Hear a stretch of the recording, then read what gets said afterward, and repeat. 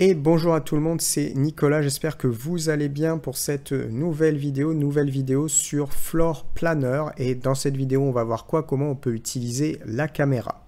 Alors, Floor Planner, c'est un logiciel en ligne, un outil en ligne qui permet de faire quoi? Qui permet de faire des designs d'intérieur, qui permet de créer des projets de maison. On peut aussi l'étendre sur l'extérieur. Ça fonctionne sur des systèmes de cliquer-déposer. C'est très ergonomique. L'outil est vraiment très bien fait. Donc, si on veut soit travailler sur du design d'intérieur pour créer des rendus pour des personnes ou si à titre personnel, on veut modéliser par exemple des environnements, modéliser une maison, des choses comme ça, cet outil est extrêmement intéressant. N'hésite pas, tu peux t'abonner à la chaîne, mettre des likes sur les vidéos. Premier lien dans la description également, la formation complète est disponible sur Floor Planner. Donc si tu veux te former, si tu veux parfaitement bien maîtriser cet outil en ligne à travers une structure de cours, à travers une logique d'apprentissage pour très rapidement bien maîtriser l'ensemble, ça va se passer en premier lien dans la description. Il y aura également un projet dans cette formation qui est la création justement de ce type de maison-là, avec une extension du jardin. Et deuxième lien dans la description, le catalogue de formation que je propose.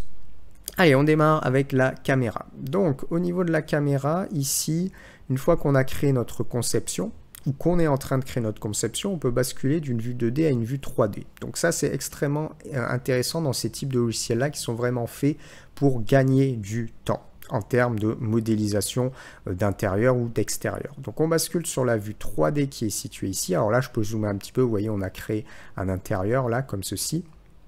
Je vais basculer sur ma vue 3D. Hop. Alors, directement, première chose importante à savoir, vous allez avoir deux caméras et vous avez deux types de vues. Donc, par défaut, je vais avoir deux caméras. Ici, je peux bouger et changer. Et je vais avoir deux types de vues. Donc, par défaut, on a cette vue-là, en fait, qui est une vue de dessus, une vue générale. Et on a ensuite une vue lorsque l'on se déplace comme si on était en train de regarder.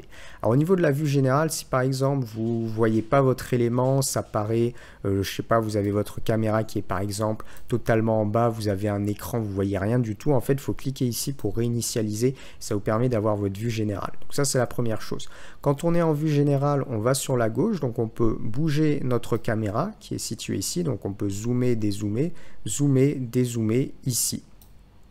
Ensuite, on peut également élargir le champ de vision. Alors, si on élargit le champ de vision, on aura l'impression qu'on sera plus loin, ce qui n'est pas une réalité, mais ça sera une impression. Et là, on peut aussi régler la hauteur en centimètres. Mais sinon, le mieux, c'est de bouger la caméra. Donc là, on sera sur une vue générale en vue de dessus. Ensuite, on a une deuxième vue, donc qui est la vue intérieure. Donc, on va cliquer ici, tac. Et là, on va avoir une vue avec la hauteur des yeux en centimètres. Donc là, par exemple, j'ai 165 cm pour la hauteur des yeux.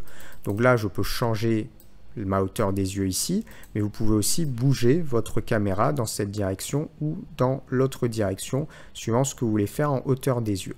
Ensuite, vous avez votre champ de vision, donc soit vous le réduisez, soit vous l'étendez avec une valeur. Alors, après, comment vous allez pouvoir vous déplacer? Donc, avec le clic gauche, en fait, vous tournez.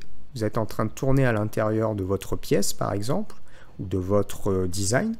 Et pour avancer, il faut appuyer sur les touches directionnelles. Donc là, je touche ici, j'appuie et hop, je vais, admettons, vers l'angle ici avec ma touche directionnelle.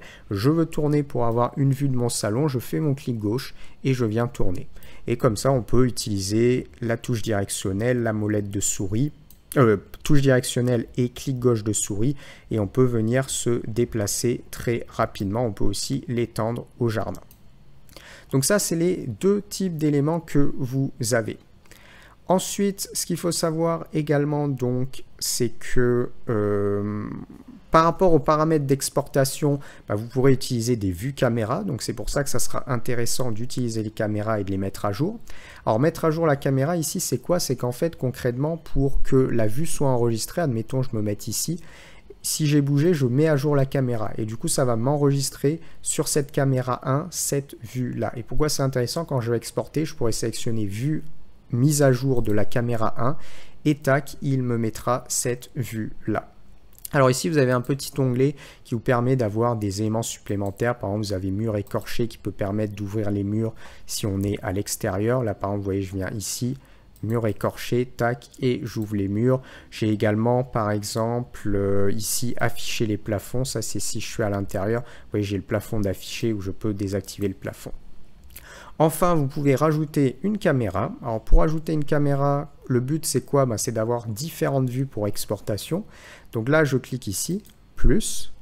Je peux rajouter une caméra supplémentaire. Donc, j'ai la caméra numéro 3 maintenant qui est créée. Je peux venir la renommer si besoin.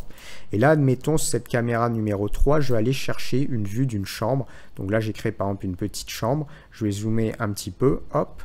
Et je vais, admettons, faire une petite vue. Alors, ça dépend d'où je veux faire la vue. Allez, on va prendre par exemple cette vue-là. Je vais peut-être mettre un plafond. Ça sera un petit peu mieux au niveau de mon rendu. Voilà, on va mettre un plafond. Et puis, je vais prendre cette vue. Donc, je mets à jour ma caméra. Ensuite, je vais faire une autre vue. Donc, je vais aller sur plus. Caméra 4. Maintenant, ma caméra 4 est créée. On va prendre par exemple une vue jardin. Donc, avec ma touche directionnelle, je vais venir à l'extérieur ici. Je vais venir, là j'ai créé une petite terrasse, hop, et je viens zoomer un petit peu, là vous voyez on a notre petite terrasse et on va venir la prendre. Je vais me mettre ici, tac, et je vais mettre à jour la caméra. Si on a besoin de changer l'environnement, on a lumière et paysage, et on peut changer par exemple l'environnement, vous voyez de ciel par exemple ici, on a différents types de styles qu'on peut appliquer. Se mettre en environnement sombre également. Vous voyez, on a un outil qui est vraiment ergonomique, qui est bien fait en fait. En fait, si on veut faire la même chose avec un logiciel pur de modélisation 3D, ça va mettre énormément de temps. Là, on a un outil qui est vraiment adapté pour justement faire du design d'intérieur via des choses qui sont déjà prédéfinies. Et c'est pour ça que c'est justement intéressant. Et voilà, donc une fois que j'ai mis, par exemple, j'ai créé des vues caméra, là je vais revenir un petit peu plus loin. Je les mets à jour et en fait après on pourra par exemple utiliser, voilà, j'aurai ma vue caméra 1, j'aurai ma vue caméra 2 par exemple, ça c'était une vue un petit peu de dessus, j'aurai ma vue caméra 3 et j'aurai ma vue caméra 4 et on peut répéter l'opération. Si on veut supprimer une caméra, elle est sélectionnée, vous cliquez sur supprimer et là je peux supprimer ma caméra si besoin. Là je ne vais pas le faire mais c'est tout à fait possible.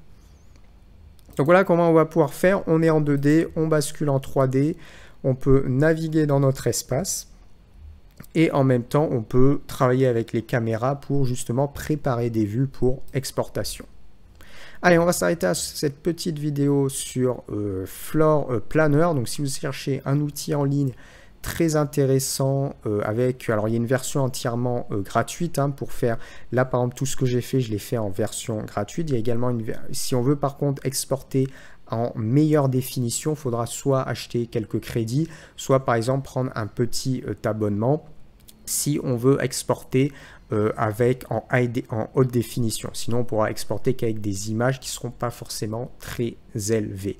En tout cas, toute la partie conception est entièrement gratuite. Si tu as aimé cette vidéo, abonne-toi à la chaîne, mais également des likes. Je te rappelle, premier lien dans la description, la formation complète, Floor Planner est disponible. Donc, on voit tout dans les moindres détails, comment bien démarrer avec une structure de cours, c'est ce qui est important pour avoir une logique d'apprentissage. On travaille également à la fin du cours sur tout un projet de création qui est ce type de projet-là. Donc pas forcément quelque chose de très complexe, mais qui permet vraiment de voir toutes les fonctionnalités. Donc premier lien dans la description et deuxième lien dans la description, là, mon catalogue de formation graphique. Et puis pour une autre vidéo sur cette chaîne, je vais te dire à bientôt. Allez, ciao, ciao.